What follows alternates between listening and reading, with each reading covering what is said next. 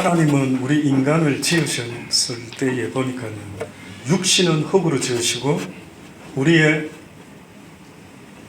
영은, 속사람은 하나님의 생명으로 지으셨다라고 그렇게 이야기를 합니다.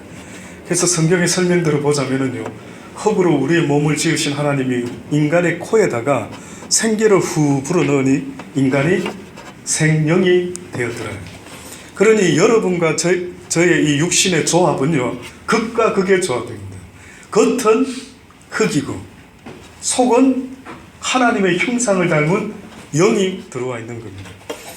그래서 그런지 저도 어느 순간 사춘기 때부터요, 인생이 무엇이지? 나라는 존재는 뭐지?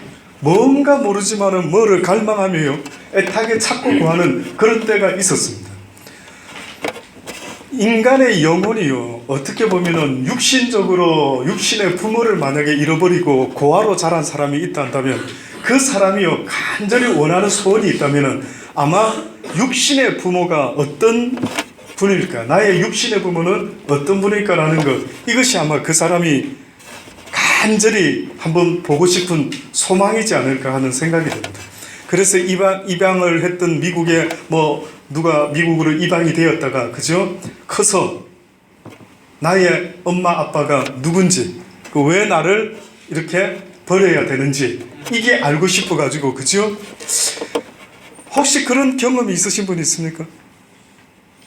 그 부모님을 그렇게 찾아본 경험이 있으신 분 없으십니까? 그 심정을 한번 상상을 해보시면 어떨 것 같아요? 제가 만약에요, 떡 자라는데 보니까 엄마 아빠가 없는 고아원에서 자라기 시작하는 겁니다. 한번 상상만 조금 해보십시오. 그래서 저는 자라면서 마음이요, 편치가 않는 겁니다. 다른 아이들은 다 엄마 아빠가 있는데, 그리고 홈이 있고 가정이 있고 한데, 나는 왜 여러 사람들과 아이들과 함께 이곳에서 이렇게 자라고 있지? 아마 계속해서 궁금할 것 같아요.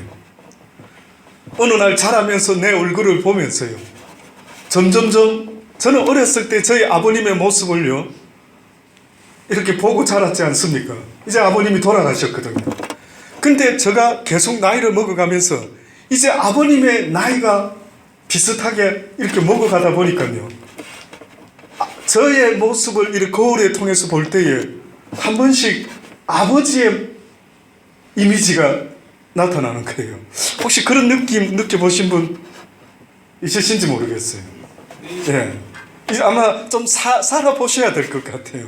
조금 살아보신 분들은요, 어느 날 돌아가신 내 아버지, 내 어머니를요, 세월이 가면서 잊어먹은 듯한데 내 얼굴을 볼 때 한 번씩 우리 아버지가 내 이 얼굴과 좀 비슷한 이런 점이 있으셨구나, 그렇게 생각할 때가 있었더랬어요. 어떻습니까 여러분? 고아로 자라지 않았다면, 만약에 잘 못 느끼겠지만 만약에 고아였다고 한다면요, 아마 더더군다나 내 모습을 볼 때마다, 그죠? 와, 내 육신의 아버지는 어떤 분이었지? 내 육신의 어머니는 어떻게 생기셨을까? 아마 그 어떤 세상의 부귀와 명예와 어떤 것들이 풍족하다 할지라도요, 내 육신의 부모를 모르고 내가 이 세상을 살아간다라고 하는 것은 어떤 면에서는요, 내 뿌리를 알지 못하고 내 정체성을 알지 못하고 나를 낳아주신 분을 모르고 산다라고 할 때는 아무리 그 무엇이 충분하다 할지라도요, 늘 나의 심령 깊은 곳이 허하지 않을까 하는 이런 생각이 들더라고요. 그런데 제가 육신의 부모는 있었지만은요, 어느 날 사춘기 소년이 되었을 때에 자꾸만 어떤 생각들이 들어왔느냐 하면은, 내가 왜 태어났지? 이런 생각이 들어오는 겁니다. 내가 왜 대한민국의 남자로, 왜 이씨 집안의 막내 아들로 이렇게 태어났을까 하는 생각이 자꾸 들어오는 겁니다. 왜 살아야 되지? 사는 목적이 무엇이지? 혹시 사춘기 때 이런 생각 안 해보셨습니까? 저는 그런 생각이 들더라고요. 그래서 저는 사춘기 때요, 도대체 내 아버지가 누굴까라고 하는데, 어느 날 제가 다녔던 교회의 전도사님이요, 설교를 하시는데 뭐라고 설교를 하셨냐면은, 제군들, 여러분들, 목마른 사슴이 시냇물을 찾듯이 메마른 영혼들이 하나님을 찾는다면, 다시 말해서 육신의 부모가 아닌 영원한 영혼의 부모가 되시는 그 전능자 하나님을 찾고 구하는 그 심령이 있다면은, 사슴과 같이 찾을 수만 있다면은 하나님은 그에게 응답하여 주십니다. 이렇게 이야기를 하더라고요. 그래서 제가 17살 때요, 그 17살 때 그 말씀이 와닿아서, 그래, 한번 뵙고 싶다라는 생각이 들더라고요. 정말 나를 지으신 분, 왜 나를 이렇게 지으셨지?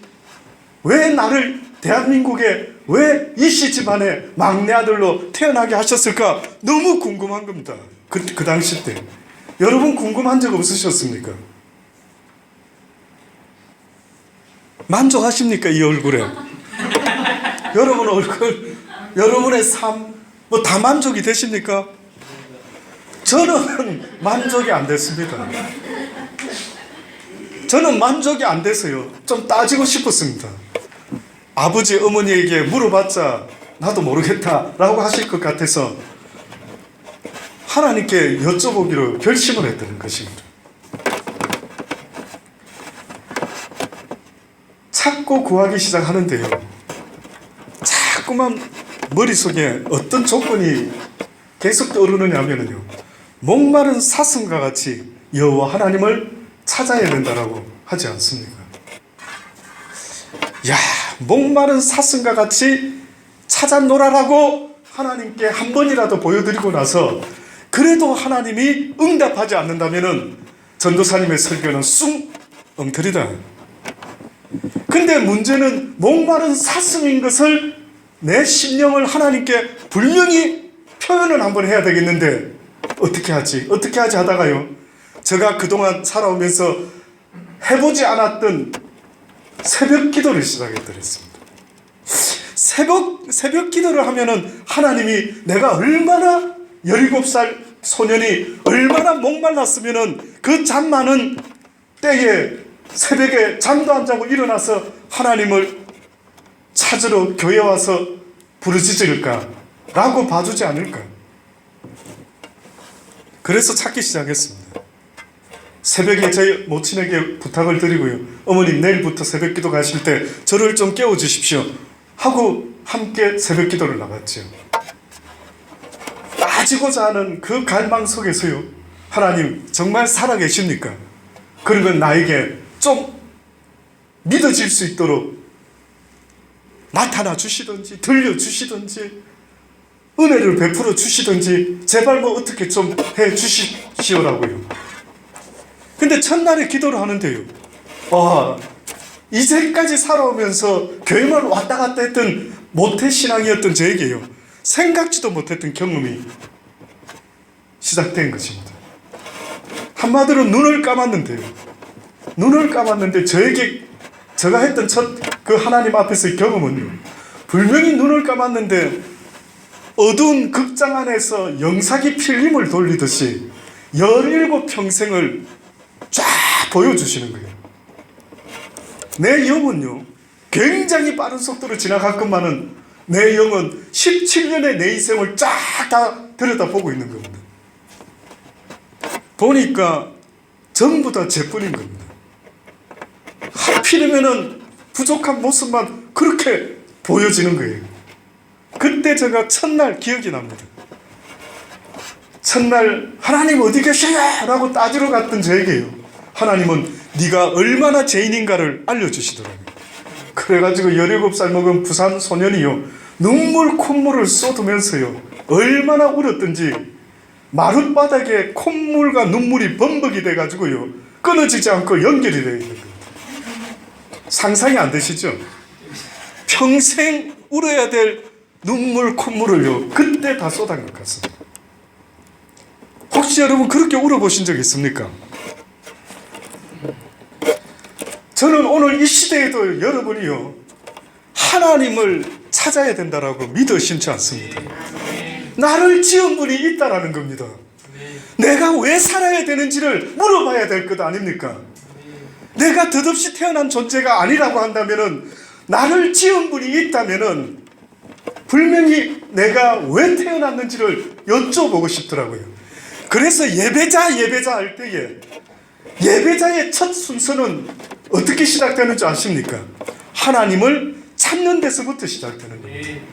예배자의 말을 하기 전에 예배자의 첫 시도는요, 하나님을 찾아야 되는 것입니다. 그래서 성경은 나를 찾는 자에게, 나를 두드리는 자에게, 구하는 자에게 찾게 되고 얻게 되고 열리게 될 것이라. 그 이야기는 다른 세상의 어떠한 보화를 얻기 위해서 두들기고 찾고 구하는 것이 아니고요, 하나님을 찾고 구하는 자에게 하나님은 그렇게 응답하시겠다라고 약속을 하신 것입니다. 너무 안타까워요. 너무 안타깝습니다. 세상에 많은 해야 될 일들이 많이 있지만은요, 하나님을 찾는 것처럼 중요한 일은 없는 것입니다. 하나님을 찾지 못하고 만나지 못하고 하나님과 동행하지 못하면은요, 여러분이 아무리 결혼하고 시집가고 아이를 놓고 살아본다 할지라도 명예와 부와 모든 권세를 이 세상에서 얻을 수 있는 모든 것들을 다 얻는다 할지라도요, 한 가지 증상이 있는데 세상의 것으로 여러분의 심령이요 만족을 얻을 수가 없게끔 되어 있답니다. 왜냐하면은 여러분은 세상보다 더 크게 지음을 받았기 때문에 그렇습니다. 세상이 나 때문에 존재하는 것이라고 성경이 알려주고 있기 때문에 그렇습니다.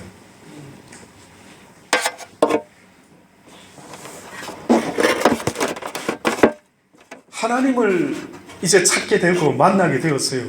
막 경험들을 하지 않습니까? 체험을. 그래서 이제 주의 말씀을 막 주야로 묵상하고 이제 이 말씀대로 살아야 되겠다라고 드디어 크리스찬의 삶을 시작하게 됩니다. 그런데 이 자리에서만 예배드리는 것을 예배자의 모습이라고 생각하면은 그 큰 착각이십니다.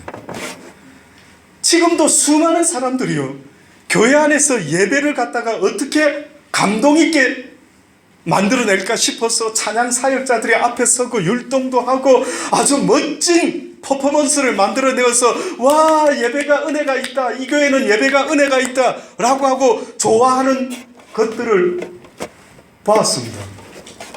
성경에서 말하는 예배라는 것은요, 예배자의 모습은요, 이 장소에서 주일마다 특별히 정한 날마다 나와서 예배를 아주 감동적으로 드리는 그 예배를 말하는 게 아닙니다. 오히려 드라마 한 편이 더 감동적이지 않습니까? 성경에서 말하는 예배자의 모습은요, 그러한 예배 시간만 열정적으로 아주 뭔가 남들에게 저분은 믿음이 되게 좋은 사람인 것 같아 보인다라는 그런 퍼포먼스를 하고 돌아가 보십시오. 하나님의 배운 말씀대로 저와 여러분이 살아가고 있는지를 스스로 돌아보세요. 실제 삶 속에서는요, 전혀 말씀대로 순종이 안 되는 것입니다. 왠 줄 아십니까?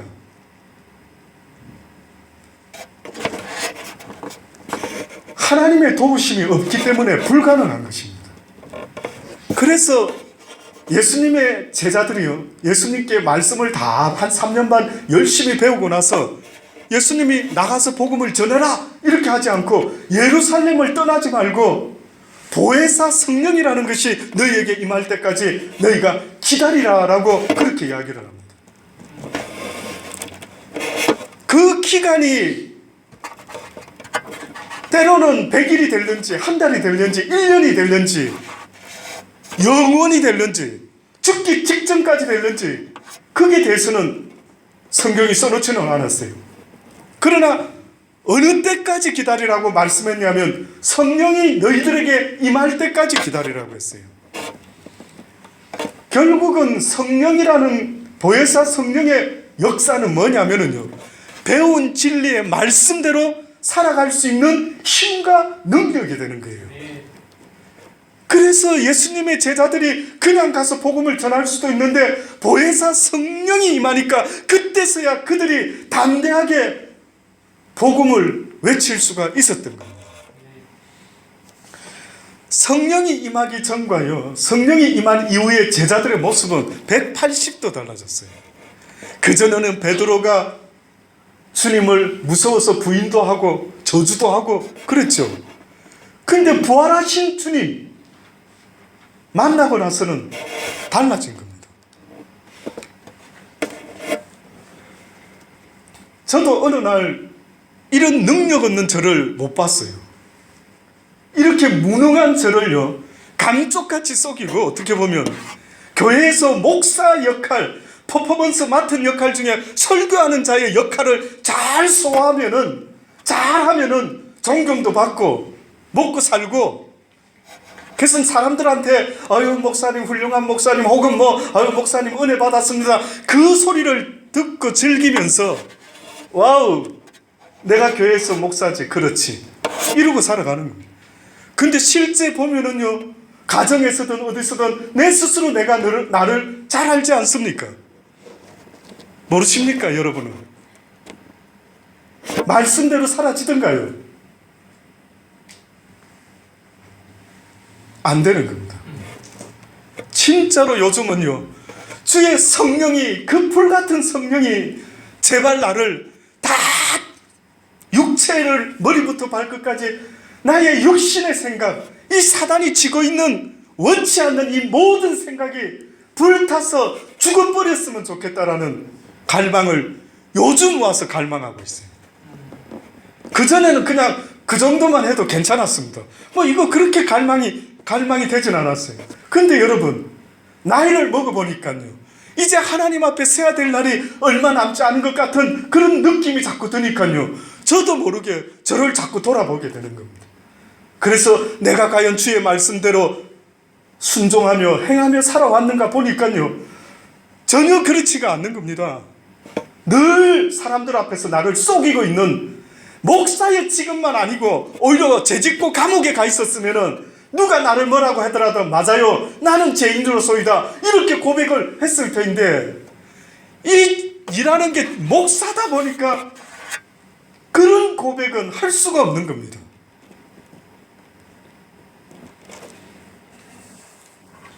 그래서 예배자의 두 번째 모습이 있는데, 그게 뭔지 아십니까? 말씀대로 이제 깨달아서 살아보려고 애쓰는데 보니까 소원은 내게 있지만 주의 말씀에 순종할 수 있는 힘과 능력이 나에게 전혀 없음을 본 겁니다. 전혀 없음을 보는 겁니다. 그렇다 한다면은 그 다음에 증상이 어떻게 일어날까요? 이렇게 살아야 되는데 왜 이게 안 되지? 자, 이런 한계에 부딪혔습니다. 그러면 여러분, 그 다음에 어떤 증상이 일어날 것 같습니까?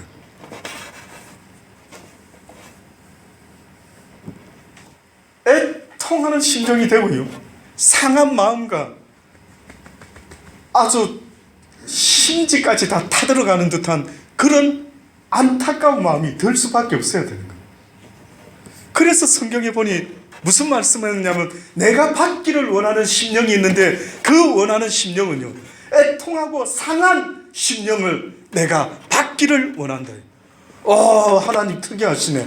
튼튼하고 건강한 심령을 받기 원하셔야 되는데 어찌하여 하나님은 애통하고 상한 심령을 내가 돌아볼 것이래.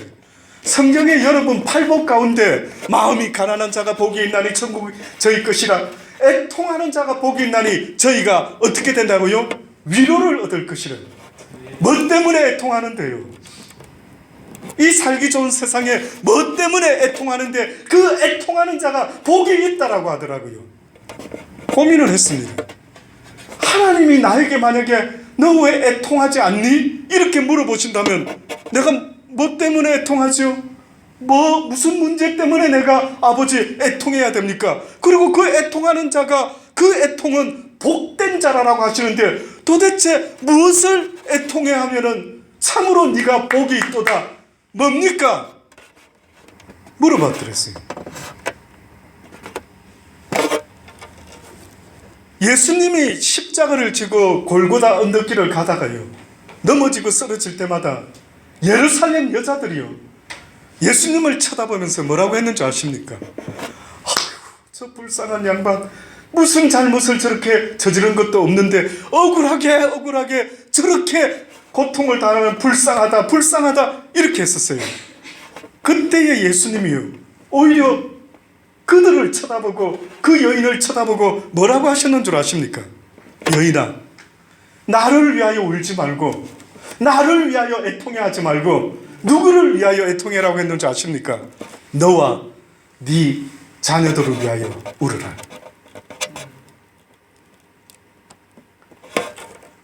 뜻밖에도 여러분과 저는요, 수많은 시간 동안 내 영혼을 위해서 울은 적이 별로 없는 겁니다. 울어본 적 있습니까? 내 영혼을 위해서. 내가 하나님의 말씀에 불순종하면은 아담과 같이 안 된다라는 걸 알지 않습니까? 그러면 하나님의 말씀에 순종하며 살아야지라고 애를 쓰고 노력을 하다가 그렇게 사라지지 않을 때, 이용호야 왜 그러니? 너 왜 그러니? 아버지의 말씀을 몰랐으면 죄 없다 하겠는데 네가 이제는 주의 말씀을 알고 깨달았다 하면서 네가 왜 이 말씀대로 순종하지 못하고 있느냐? 그러면 울어줘야 되지 않습니까? 저 자식이요, 만약에 저는 아이들 무슨에 셋을 키우면서 잘못하면은 코너에 가 세웁니다. 코너에 가 서 있어. 코너에 가 서 있어. 근데 우리 큰애가 어느 날요, 코너에 가 서 있다가 뭘 깨달았는지 갑자기 머리를 갖다가 문에다가 막 현관문에 그냥 계속 받는 겁니다. 깜짝 놀래가지고 제가 그 큰애를 붙잡고 너 왜 그래? 자기가 왜 그렇게 했는지 모르겠대. 왜 아빠가 하지 말라 했는데 그렇게 했는지 모르겠대요. 그러면서 자기 이마를 갖다가 문에다가 막 쾅쾅 찍고 앉아있지 않습니까? 그걸 쳐다보고 있던 이 아빠의 마음은 어땠을까요? 와, 붙잡고 깨달았으면 됐어 아들아, 깨달았으면 됐어. 뭐 그걸 가지고 머리까지 막 그렇게 벽에다가 그냥 문에다가 찍고 있어. 이 녀석아, 깨달았으면 된 거지. 하나님의 마음이 그렇답니다. 여러분이 이 진리의 말씀을 무조건 많이 배우고 깨닫는 것이 그래서 가르치는 일이 자업이 되고 말았는지 모르겠지만은 하나님이 원하시는 거는요, 네가 그렇게 살아라고 말씀하고 있는 겁니다. 그래서 네가 그렇게 살려고 하는데 안 되면 울으랍니다. 너를 위해서, 너의 영혼과 너의 자녀들을 위해서 울으라고, 애통해야 된다라고. 그런데 여러분과 저는 오늘 이 시대에 무엇 때문에 애통하는데요? 성공 못해서요, 돈을 못 벌어서, 뭐가 뜻대로 되지 않아서 애통해하며 하나님 앞에 나아가는 자들이요, 자기의 유익을 구함으로 하나님을 찾고 구하고 앉아 있는 겁니다. 오늘 이 유다서에 이 유다가 무슨 이야기를 하고 있는지 혹시 아십니까? 화 있을진즉 이 사람들아. 유다가 말하고 있는 이 사람들은 누구냐면요, 바로 이 시대에 창세기 이후로부터 지금까지 살아오면서 하나님을 안오라 하는 그러한 사람들에게 지금 말씀하고 있는데, 그들의 종교 행위의 모습이요, 꼭 세 부류의 사람으로 분류를 하며 예를 들었는데, 첫째가 가인의 길을 행하는 자의 모습과 같아요. 두 번째는 발람의 어그러진 길을 가는 자와 같고, 세 번째는 고라의 폐역을 쫓아 멸망하는 자의 모습과 같아요. 근데 이 유다가 이 세 사람을 비유로 들었는데 이 세 사람 모두는 이방인이 아닙니다. 다시 말하면 하나님을 모르는 자들이 아닙니다. 가인은 하나님 앞에 아벨과 함께 제사를 드렸던 자입니다. 놀랍죠? 발람은요, 선지자입니다. 선지자. 그는 그 당시 때 발락이라는 모압 왕이요, 수소문에 보니까 선지자 중에 최고로 용한 자가 발람입니다. 누가 소개했던 모양이에요. 데려와라. 그 사람이 한번 예언하면은 그대로 되는 것 같습니다. 대단한 선지자입니다. 그래, 데려와라. 그래서 발락 모압 왕이요 발람을 부른 것입니다. 재물을 주고 명예를 주겠다고 꼬셔서 몇 번 불렀는데 처음에는 거절을 하죠. 근데 이제는 조금 마음이 움직였는지 오케이, 다시 한 번 더 연락 오면 하나님 꼭 가고 싶습니다. 허락해 주십시오. 하나님이 가라 그랬어요.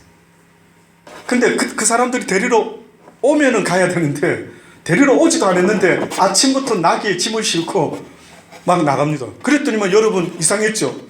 어머, 허락하셔놓고 왜 갑자기 발람을 죽이려고 하나님이 천사가 칼을 들고 있는 것도 못 보고 막 나귀가 난리를 치던 것입니다. 좋다. 가는 건 허락하는데 그런데 하나님이 주신 예언 외에는 결단코 하지 말아라. 결국은 그 쪽집게 같은 선지자 발람이 가서 예언을 하는데 뭐라고 예언합니까? 저주합니까? 축복을 3번이나 하게 되죠. 근데 발람이라는 자가 성경에 좋은 사람으로 등장합니까? 나쁜 자로 등장합니까? 나쁜 놈으로 등장을 합니다. 발람의 교훈 뭐 이러죠. 왠 줄 아십니까?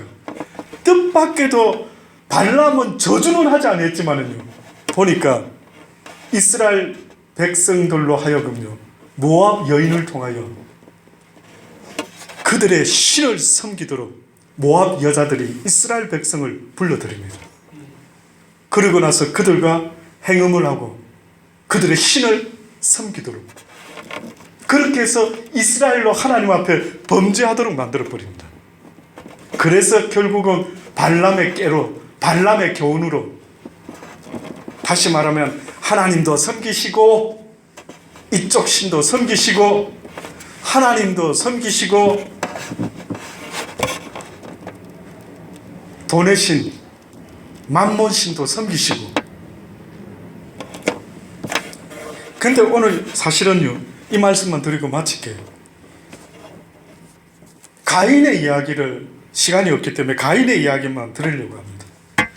이 가인이라고 하는 아담과 하와의 장남인 이 아들이요, 어느 날 성경에 보니까 아벨과 함께 하나님께 제사를 드리는 것입니다. 기억나십니까? 가인은 무엇으로 제사 드렸고 아벨은 무엇으로 제사 드렸죠? 가인은 농사 짓는 자였고 아벨은 양 치는 자였다. 이렇게 성경이 말하죠. 범죄한 아담과 하와 그 이후의 자손들이요, 생활이 180도로 달라졌는데 어떻게 달라지셨는 줄 아십니까? 에덴 동산에 있었을 때 아담과 하와가 무엇을 먹을까 마실까 염려했을까요? 염려하지 않았을까요? 염려하지 않았죠. 오직 주님이 주시는 말씀대로 번성하고 충만하고 모든 걸 누리며 다스리며 살면 그뿐이었습니다. 먹고 사는 문제는 전혀 신경 쓰지를 않았죠. 단지 하나, 선악을 아는 선악과를 따먹지 말아라. 이것이 그들의 삶 가운데요, 하나님 앞에서 지켜야 될 예배자의 모습이었습니다. 그 당시 때는 이런 예배 없었어요. 그 당시 때 아담과 하와가 드려야 될 예배가 있었다면은 주의 말씀을 어기지 않고 선악과를 따먹지 않고 끝까지 하나님 말씀을 순종하는 것, 이것이 아담과 하와의 예배자의 모습이었던 겁니다. 그런데 따먹고 난 이후로 범죄한 아담과 하와는 에덴 동산에서 쫓겨나게 되고요, 그들은 그 이후로 하나님과의 관계가 어떻게 됐는지 성경에 나와 있지 않습니다. 근데 너무 신기한 거는 얼마나 시간이 흘렀는지 모르지만 갑자기 그의 아들 둘이가 나타나는데 가인과 아벨이 나타납니다. 가인과 아벨이 탁 나타나면서 성경에 보니까 하나님께 제사 드리는 장면이 시작되는 겁니다. 아담과 하와가 어떻게 보면 제사 드렸어야 되는데 그들은 제사 드리지 못하고 하나님 앞에서 에덴 동산에서 쫓겨나고 말았죠. 다시 말하면은 그들은 스스로는 제사는 못 드렸는데 하나님이 대신 드려준 것 같아요. 정령 죽으리라 했는데 죽이지 않고 살려주시면서 어떤 짐승을 희생시켰는지 가죽 치마를 만들어가지고 그들에게 입혀 주었더라고요. 그래서 에덴 동산에서 쫓겨났어요. 가죽 치마 하나 입고. 무슨 짐승이 희생된 것 같아요. 그 아담과 하와의 죄 때문에. 그렇죠? 그런데 그 다음에 보니까 그의 두 아들이 어떤 이야기를 들었는지 모르겠지만은 하나님께 제사 드리는 모습이 나옵니다. 아마 잘은 모르겠지만 저가 아담만 같으면은 이렇게 말하지 않았을까요? 얘들아, 하나님이 계시단다, 아들들아. 그런데 그 하나님과 아빠는 한때 에덴 동산에서 살았더랬지. 그런데 하나님이 따먹지 말라는 선악과를 아빠가 그냥 네 엄마 때문에 따먹고 말았단다. 아유, 너는 꼭 장가갈 때에 잘 골라야 된다. 뭐 그렇게 말했을는지 모르겠습니다. 그래서 네 엄마 때문에 하나님이 따먹지 말라는 것을 갖다가 아빠한테 자기 해서 아빠가 그냥 그 사과를 먹고 말았다. 이런 뭐 이야기가 있었겠죠. 저희 아들들도 키워보니까요, 크니까 물어보더라고요. 아빠, 엄마 어떻게 만나냐고 물어보더라고요. 궁금한 모양이에요. 누가 먼저 프로포즈 했는지 물어보더라고요. 잘은 모르지만 성경에 쓰여 있지는 않지만요, 저 생각에는 아마 그 가인과 아벨에게 설명했겠죠. 야, 그때 내가 그러고 나가지고 얼마나 하나님 앞에 혼났는지 모르겠어. 야, 죄 짓고 나니까 아빠 마음이 불편하고 평안이 없어지고, 야, 너희들은 그렇게 해서는 안 돼. 하나님의 말씀에 꼭 너희들은 순종해야 돼. 그런데 하나님이 용서를 해주신 것은 같아, 느낌상. 뭐 이러면서 왜 하나님이 아빠 엄마의 죄를 대신하여 어떤 짐승 하나를 희생해서 잡아서 그렇게 치마까지 해준 것 보니, 그러니 너희들도 다시 하나님 앞에 나아갈 때에 가르쳐 주셨던 이 제사법을 가지고 이제는 너희도 혹시나 지은 죄가 있으면은 항상 하나님 앞에 피 흘림의 제사를 드릴 수 있어야 될 것 같아. 뭐 이렇게 말하지 않았을까. 그래서 피 흘림의 제사는요, 바로 죄를 씻을 수 있는 유일한 법이 되고 말았던 겁니다. 그런데 보니까 가인은 곡식으로 제물을 삼아 드리고요, 아벨은 양의 새끼 양, 그리고 기름을 하나님께 제물로 드렸던 것입니다. 당시에 목축을, 양을 키웠다라고 하는 것, 무엇 때문에 키웁니까, 양을? 먹을 수 있는 게 아니었어요. 아시죠? 노아 홍수 이후에 인간들이 스테이크를 먹었지, 그전에는 채식만 먹었더랬습니다. 예. 스테이크를 먹을 수가 없었어요. 그런데 아벨이요, 이 어찌 된 건지 스테이크도 못 먹는데 양을 키운 거예요. 자, 그러면 똑똑한 여러분, 성경에 자세히 써있지 않아서 저도 이것 때문에 얼마나 고민을 많이 했는지 모릅니다. 궁금해서. 왜 키웠을까요? 왜 양을 키웠을까요? 먹지도 못하는데. 그렇죠? 놀랍죠? 아마 그 이유는요, 하나님께서 너희가 이제부터 나에게 나아올 때에 나에게 제사를 드림으로 너희 애비의 죄, 또 너희의 죄, 어떻게 보면 생각나거든. 내게 나오는데 그냥 나오지 말고 양으로 피의 제사를 나에게 드릴 때 내가 너희의 죄를 용서하리라. 그러지 않았겠습니까? 양을 키웠는데 아벨은 양을 키웠는데 가인은 보니까 양을 키우지 않았던 것 같아요. 꼭 어떤 느낌이 드냐면요, 하나님이 노아에게 말씀을 하시기를 이 산에다가 방주를 지어라. 다른 사람은 미쳤다라고 했죠. 그런데 노아는요, 방주를 120년 동안 순종함으로 지었던 것입니다. 노아 시대에 다른 사람은 모르겠는데 노아 개인에게 임했던 하나님의 말씀은, 하나님의 율법은 방주를 지으라는 것이었습니다.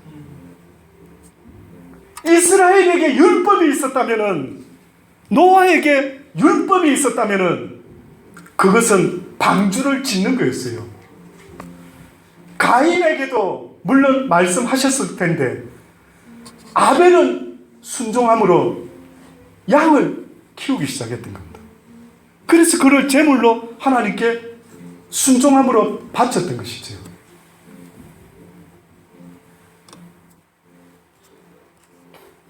나중에 가인이 컴플레인을 합니다. 뭐라고 컴플레인을 하느냐 하면은, 하나님께서 아벨의 제사는 연납하고 가인의 제물을 연납지 않습니다. 세월이 지난 후에 가인은 땅의 소산으로 제물을 삼아 여호와께 드렸고 아벨은 자기도 양의 첫 새끼와 그 기름으로 드렸더니 여호와께서 아벨과 그 제물은 연납하셨으나 가인과 그 제물은 연납하지 아니하셨더라. 가인이 심히 분하여 안색이 변하니 여호와께서 가인에게 이르되 내가 분하여 하면 어쩌리냐? 왜 안색이 변하느냐? 그러면서 뭐라고 말씀했냐면 내가 선을 행하면 어찌 낯을 들지 못하겠느냐, 이렇게 말씀했어요. 재물의 문제인지 뭔지 잘은 모르겠는데 지금 주님이 받으시지 하나님이 받지 않았던 가인의 재물에 대해서 뭐라고 말씀하냐면 네가 선을 행하였다면 어찌 분하고 낯을 들지 못할 일이 있겠느냐. 선을 행하지 않았다는 거예요. 그러면 당시에 선이라고 말할 때 그 선은 무엇일까요? 당시에 가인과 아벨이요, 야, 너 왜 선을 안 행했어? 이랬을 때에 그들이 언더스탠드 했던 선은 무엇이었을까요? 지금 무슨 말 하십니까? 무슨 선이요? 선이 뭡니까? 선을 행하는. 선이라고 하는 것은요, 하나님이 내신 말씀에 순종하는 삶을 선이라고 말합니다. 그래서 선한 사마리아인이라 할 때 그 사마리아인은 하나님의 말씀대로 내 이웃을 내 몸과 같이 사랑하라 하시니 강도 만난 사람을, 이웃을 만났을 때에 그를 돌아봐 주었던 것입니다. 선한 사마리아인이 칭찬받을 수 있었던 것은 하나님의 말씀에 순종할 수 있었기 때문에 그래요. 하나님의 말씀에 순종하는 삶이 선을 행하는 삶이었다. 그러면 가인과 아벨 시대에 뭐 어떻게 살아라고 무슨 말을 했을까? 무엇이 선이었을까? 저는 잘은 모릅니다. 잘은 모르는데 가인과 아벨 시대 때에 사람들이 몇이 더 있었는지, 그렇죠? 같이 살았는지 잘 모르겠어요. 그러니까 만약에요, 그냥 그 식구들끼리 살았다 합시다. 근데 그들의 삶이 목축을 하고 뭐 또 농사를 짓고요, 그런 그들에게 있어서 선이 뭐냐 이거예요. 선이 농사 짓는 그들에게, 동생 아벨은 양을 키우고 있는 그들에게 하나님이 가인아, 네가 선을 행했으면 어찌 그렇게 낯을 붉히고 분노하느냐 했을 때 그 선이 뭐였느냐 했죠. 그게 아마 양을 키우라는 그 말씀에 이해되지 않아도, 먹을 수 없어도 순종을 할 수 있었더라면 좋을 뻔했는데 아마 가인은 순종하지 않았던 것 같아요. 그래서 주님 앞에 나올 때 뭔가는 바쳐야 되는 줄 알고 그는 곡식단을 바쳤던 모양입니다. 그래서 보세요. 히브리서 11장 4절에 보면요, 믿음으로 아벨은 가인보다 더 나은 제사를 하나님께 드림으로 의로운 자라 하시는 증거를 얻었으니 하나님이 그 예물에 대하여 증거하십니다. 무슨 말인지 이해되십니까? 하나님이 지금 선을 네가 행했다면 이 말은요, 무엇에 대한 이야기인가 봤더니만은 예물에 대한 이야기를 했다는 거예요. 네가 믿음으로 양을 키워서 그것을 제물로 드렸었으면은 내가 너의 믿음의 제물을 받았을 터인데 네가 어찌하여 내 말에 순종하지 아니했는가? 여러분,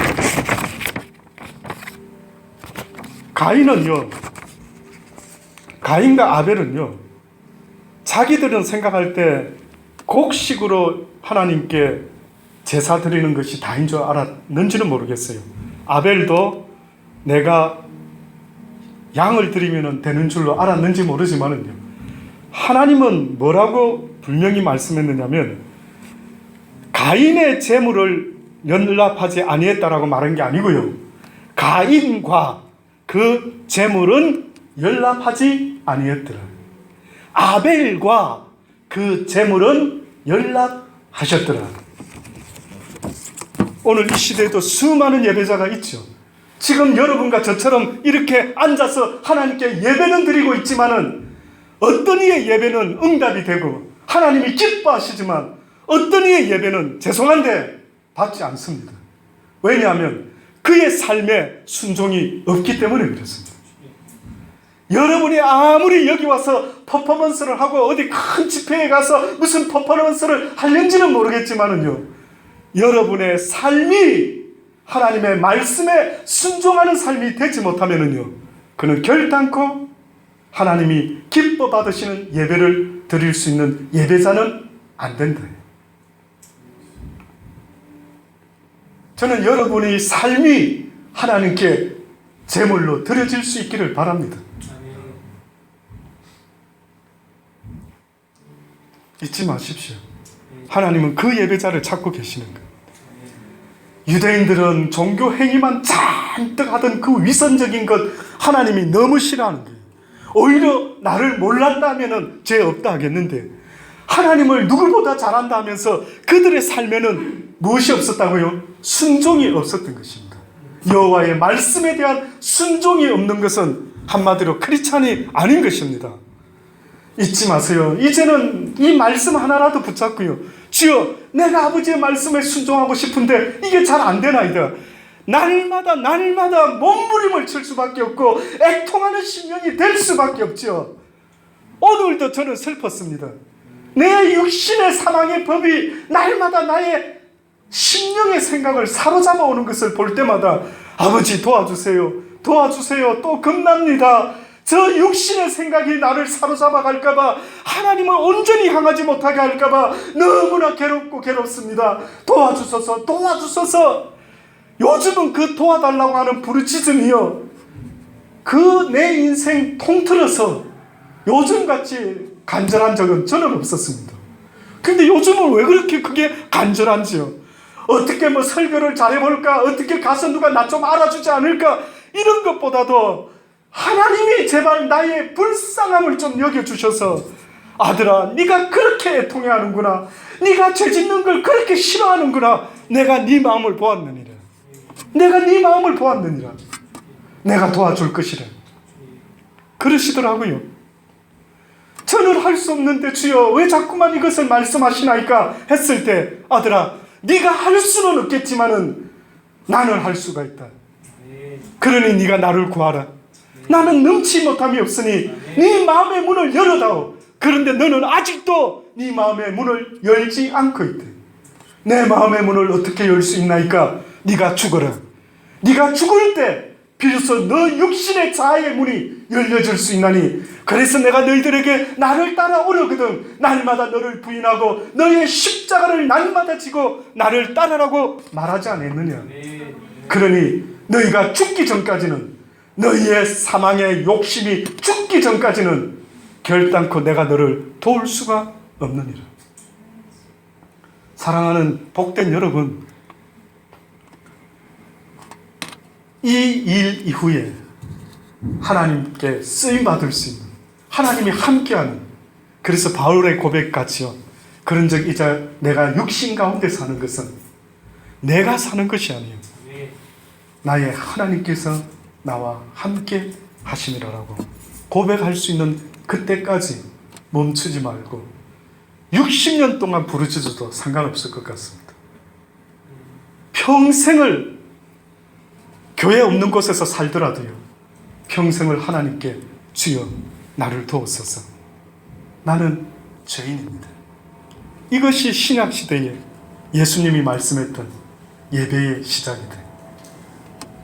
구약에는 제물을 갖다 바쳤는지 모르지만 신약에서는요, 회개함으로 주님 앞에 나아가는 것, 이것이 오늘 이 시대의 진정한 예배라는 것을 잊지 마시고 회개하라. 천국이 가까워라. 기도하시겠습니다. 좋으신 아버지 하나님, 그렇습니다. 이 밤에 불러주셔서 감사합니다. 그저 왔다 가는 밤 되지 말게 하시고 내 인생에 있어서 크게 아버지 하나님 획을 그을 수 있는, 이제는 주님이 응답하실 때까지 포기하지 아니하고 간절히 주를 찾을 수 있는 남은 우리의 삶이 되게 도와주옵소서. 예수님의 이름으로 기도드리옵나이다. 아멘.